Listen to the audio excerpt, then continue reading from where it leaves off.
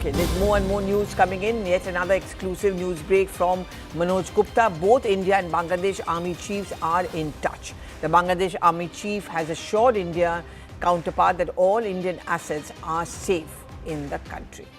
Okay, Siddhant continues to remain with us. Siddhant first. So that's a big reassurance coming in, because there was also this worry that whether the Indians there, Indian property over there, could also face an attack from a crowd which is clearly gone out of control. Well, that's right, Pallavi. It's a big piece of information that has been brought to us by Securities Editor Manoj Gupta.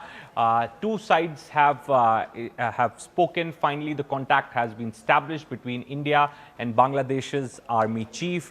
This is officially for the first time that two sides have established contact after violence and arson broke out on the streets of Dhaka. In fact, Pallavi, the other day, outside the Assistant High Commission, which is equivalent to consulate in Bangladesh, protesters could manage to reach to the last barricade of the mission. So that was really concerning for the Indian side. And in fact, on day one, there was a massive protest outside the Indian High Commission in Dhaka, and provocative statements were made, anti-India slogans were raised, etc., etc. So far, there has not been any arrest made, but since this contact has been established, so the Bangladeshi army chief has assured Indian army chief that the Indian all assets, diplomats, the diplomatic staff, other Indian buildings in Dhaka and all across Bangladesh are safe. And also, Siddhant, you know, obviously it's a turmoil which is taking place in our neighborhood, and India's had very good equations with Bangladesh. We also reported yesterday that there is an economic chaos. Many of the Indian businesses also being targeted in that matter. Siddhant, how worried are we back over here? What are you picking up from your sources about the situation in Bangladesh? Well, definitely. If anything happens in Bangladesh, it has a direct implication on India-led security architecture in the region. It has impact on our eastern borders. You talk about trade, you talk about people-to-people ties, you talk about the developmental projects being carried out by both the governments.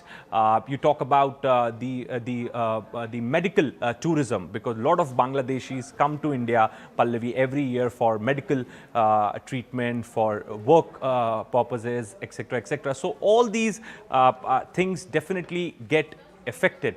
And you know, India has always said this, Pallavi, in fact, in the statements, official statements by Minister of External Affairs, that India is willing to work with the government of Bangladesh for the benefit of the people of Bangladesh. So that has been the standard position of the Indian government. But time and again, we have been seeing since August last year that some days it is about Hasina's extradition, the other day it is about some other issue with India. Then Mohammad Yunus says that we are the guardians of ocean, we are, you know, seven sisters, we will give trade route to seven sisters. Such, you know, irresponsible remarks are coming, and you know, some non-state actors also you know, make some loose remarks, some political actors, and that really add bad taste to this relationship. Now, this fresh escalation is after Osman Hadi's death, where Bangladesh has tried linking the killing with the Indian government,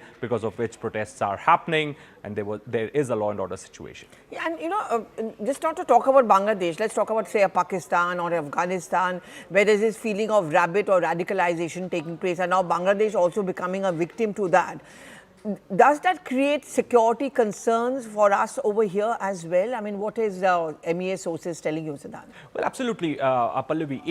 It definitely has impact on the eastern borders. We have porous borders with Bangladesh. Our forces guard those borders, and you know, there is a very active vigilance going on. But it definitely has an impact, and we have trade with them, people-to-people ties. We have people, those who have homes on the other side of the borders. So, you know, the people, ultimately the common man suffers, the people suffer because of this dirty politics. Siddhant, thank you very much for giving us all those insights.